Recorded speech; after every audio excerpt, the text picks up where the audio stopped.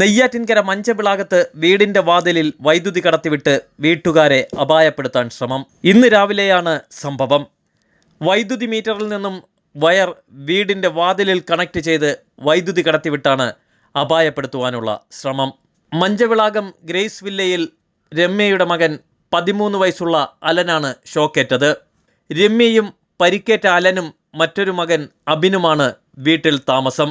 വീട്ടുകാർ ഉറങ്ങിയ ശേഷം വീടിന്റെ വാതിലിൽ വൈദ്യുതി കടത്തിവിട്ട് ആരോ അപായപ്പെടുത്തുവാൻ ശ്രമിച്ചു എന്നാണ് പോലീസിൽ പരാതി നൽകിയിട്ടുള്ളത്. അലൻ രാവിലെ എണീറ്റ് വീടിന്റെ മുൻവാതിൽ തുറന്നപ്പോഴായിരുന്നു ഷോക്കേറ്റത്. ഷോക്കേറ്റ് ദൂരേക്ക് തെറിച്ചു വീണ അലൻ അത്ഭുതകരമായിട്ടാണ് രക്ഷപ്പെട്ടതും. തുടർന്ന് വീട്ടുകാർ നടത്തിയ പരിശോധനയിലാണ് വീട്ടിലെ മീറ്റർ ബോർഡിൽ നിന്നും വീടിന്റെ മുൻവാതിലിലെ ഇരുമ്പ് ലോക്കിലേക്ക് വയറിൽ വൈദ്യുതി കടത്തിവിട്ട് അപായപ്പെടുത്തുവാനുള്ള ശ്രമം കണ്ടെത്തിയത്.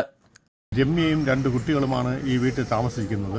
അടുത്ത കാലത്താണ് രമ്യ ഈ പുതിയ വീട് വെച്ച് ഇതിലോട്ട് താമസം മാറിയത്.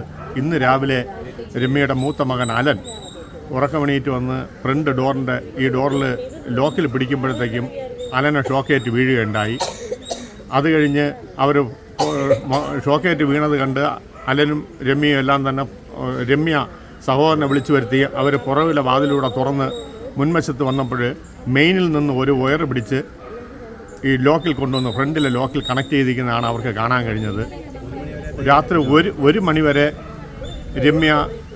രമ്യയ്ക്ക് തയ്യലാണ് തൊഴിൽ. രമ്യ 1 മണിവരെ തയ്യൽ നടത്തിക്കൊണ്ടിരിക്കുകയായിരുന്നു. അപ്പോൾ അതിന് ശേഷം ഉള്ള സമയത്താണ് ഈ സംഭവം നടന്നിരിക്കുന്നത്. രാവിലെ തന്നെ നാട്ടുകാരെല്ലാം കൂടുകയും പോലീസിനെ അറിയിക്കുകയും ഈ കുട്ടിയെ ഹോസ്പിറ്റലിലേക്ക് കൊണ്ടുപോവുകയും ചെയ്യുകയുണ്ടായി. എന്തായാലും ഇത് ഒരിക്കലും അംഗീകരിക്കാൻ കഴിയാത്ത ഒരു നടപടിയാണ്. ഇതിലെ കുറ്റക്കാരാരാണെന്ന് കണ്ടുപിടിച്ച് അവർക്കെതിരെ തക്കതായ ശിക്ഷാ നടപടി സ്വീകരിക്കുന്നതിന് വേണ്ട നടപടികൾ കൈക്കൊള്ളണമെന്ന് കോൺഗ്രസ് മഞ്ചവിളാകം മണ്ഡലം കമ്മിറ്റിയുടെ പ്രസിഡന്റ് എന്ന നിലയിൽ ഞാൻ ആവശ്യപ്പെടുന്നു. അഡ്വക്കേറ്റ് മഞ്ചവിളാകം ജയകുമാർ. സംഭവത്തെക്കുറിച്ച് മാരായമുട്ടം പോലീസ് കേസെടുത്ത് അന്വേഷണം ആരംഭിച്ചു.